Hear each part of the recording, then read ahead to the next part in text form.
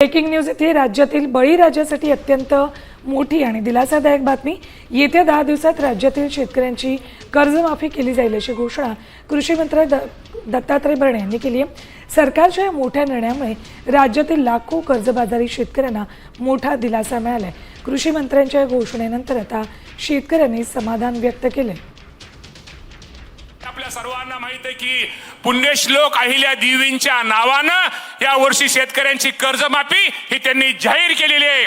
आणि येणाऱ्या शिंदे साहेब बोलू का, वहिनी बोलू का, येणाऱ्या 8-10 दिवसात बोलू का? मी कृषी मंत्री म्हणते, तुम्ही जाहीर करायचं आहे, पण आता जरा कृषी मंत्री असल्यावर थोडं थोडं बोललं पण पाहिजे। त्यामुळं येणाऱ्या 8-10 दिवसात जे आपल्या मातेच्या अहिल्या देवीच्या नावाने जी कर्जमाफी आहे, येणाऱ्या 10 दिवसामध्ये ती कर्जमाफी केली जाईल। हे माझ्या शेतकऱ्यांना आजच्या कार्यक्रमाच्या निमित्तानं आदरणीय शिंदे साहेब, फडणवीस साहेब, वहिनींचा त्यांची परवानगी घेऊन आज आपल्या सगळ्यांना सांगतो। नमस्कार शेतकरी बांधवांनो, आजच्या या विशेष अपडेटमध्ये आपले स्वागत आहे। राज्यातील शेतकऱ्यांसाठी अत्यंत महत्त्वाच्या घडामोडी घडत आहेत। कर्जमाफीपासून मान्सूनपर्यंत, खत टंचाईपासून कांदा बाजारापर्यंत आणि हवामानाच्या अंदाजापासून पीक कर्जापर्यंत सर्व महत्त्वाच्या बातम्या आपण जाणून घेणार आहोत।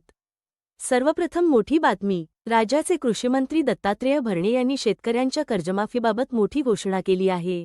पुण्यश्लोक अहिल्यादेवी होळकर यांच्या नावाने कर्जमाफी योजना राबविण्यात येणार असल्याचे त्यांनी सांगितले आहे।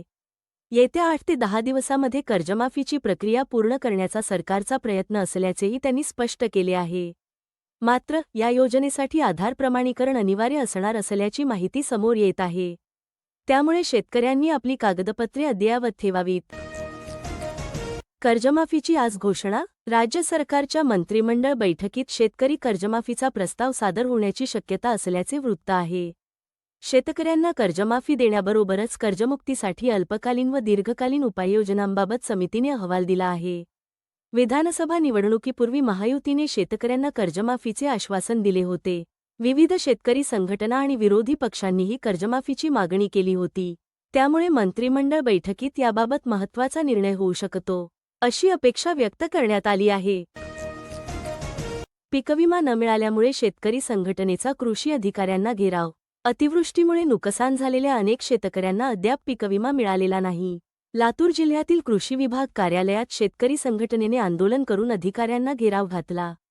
पीकविमा कंपनीने सुमारे 198 कोटी रुपयांचा प्रीमियम घेतला, मात्र केवळ 19 कोटी रुपयांचीच भरपाई दिल्याचा आरोप करण्यात आला आहे। पात्र शेतकऱ्यांना तातडीने नुकसान भरपाई देण्याची मागणी करण्यात आली। पीकविमा न मिळाल्यास जिल्हाभर तीव्र आंदोलन छेडण्याचा इशारा शेतकरी संघटनेने दिला आहे। खरीप पिकांसाठी शेतकऱ्यांचा हिस्सा फक्त 2 रुपये, रब्बी पिकांसाठी 1.5% प्रीमियम, नगदी बागायती पिकांसाठी 5% प्रीमियम, उर्वरित प्रीमियम राज्य व केंद्र सरकार भरतात।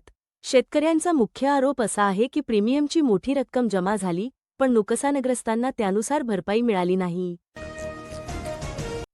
राज्यात मान्सून 10 जूननंतर दाखल होण्याची शक्यता हवामान विभागाने वर्तवली आहे। मुख्यमंत्री देवेंद्र फडणवीस यांनी शेतकऱ्यांना पेरणीची घाई करू नका असे आवाहन केले आहे।